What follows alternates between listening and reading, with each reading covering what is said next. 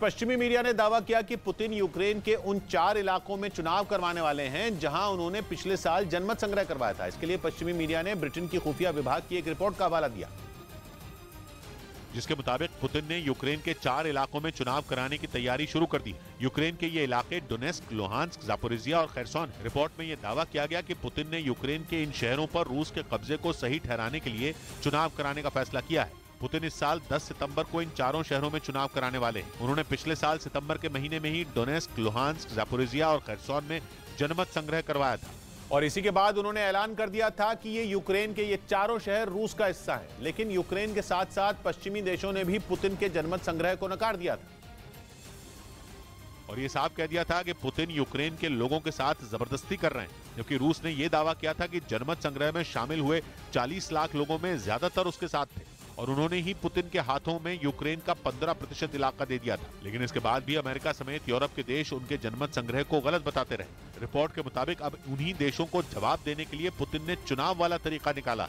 ताकि Donetsk, Luhansk, Zaporizhzhia और खैरसोन पर रूस के दावे को और मजबूत साबित किया जा सके।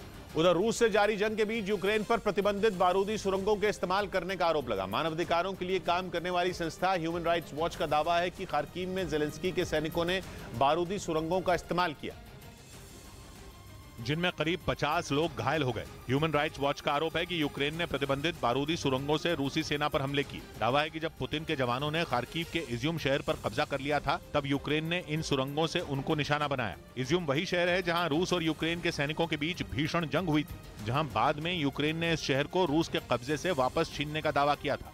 लेकिन आरोप है कि रूसी सेना को इज्यूम से पीछे धकेलने के लिए यूक्रेन ने इन बारूदी सुरंगों की मदद ली। हालांकि इस आरोप को यूक्रेन ने गलत बताया। लेकिन ह्यूमन राइट्स वॉच के आरोप चौंकाने वाले हैं, क्योंकि इससे पहले यूक्रेन ने रूसी सेना पर इज्यूम में बुचा जैसा नरसंहार करने का आरोप लगाया था। यूक्रेन ने दावा किया था कि रूसी सेना ने उसके आम लोगों को मौत के घाट उतारा। लेकिन अब जब ह्यूमन राइट्स वॉच ने प्रतिबंधित बारूदी सुरंगों के इस्तेमाल की बात कही, तो यूक्रेन पर ही सवाल उठने लगे, क्योंकि यूक्रेन ने 2020 में यह दावा किया था कि उसने सोवियत संघ के टूटने से पहले अलग अलग इलाकों में बिछाई गई सभी बारूदी सुरंगों को नष्ट कर दिया था। हालांकि 2021 में यूएन में यूक्रेन अपनी ही बात से पलट गया और उसने कहा था कि अभी कई बारूदी सुरंगों को नष्ट करना बाकी है। यही वजह है कि अब यूक्रेन पर प्रतिबंधित बारूदी सुरंगों के इस्तेमाल करने का आरोप लगा है। इधर कंगना रनौत सोशल मीडिया के जरिए फिर से अपने विरोधियों पर जमकर बरसी। उन्होंने उन्हें खुली चुनौती तक दे डाली और साफ शब्दों में लिखा कि उनका पाला किसी देहाती से नहीं पड़ा।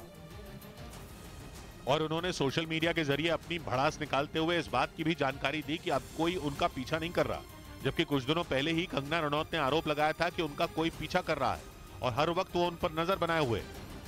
इस बीच मुंबई में एंटी नारकोटिक सेल को बड़ी कामयाबी मिली। वहां मुंबई की एंटी नारकोटिक सेल ने 44 लाख के ड्रग्स के साथ एक आरोपी को गिरफ्तार कर लिया। साथ ही उसके पास से 220 ग्राम ड्रग्स भी बरामद किए गए। ड्रग्स की कीमत करीब 44 लाख रुपए बताई गई। पुलिस ने इस मामले में केस दर्ज कर लिया और आरोपी के पास ड्रग्स कहां से आए इसका पता लगाने में जुट गई।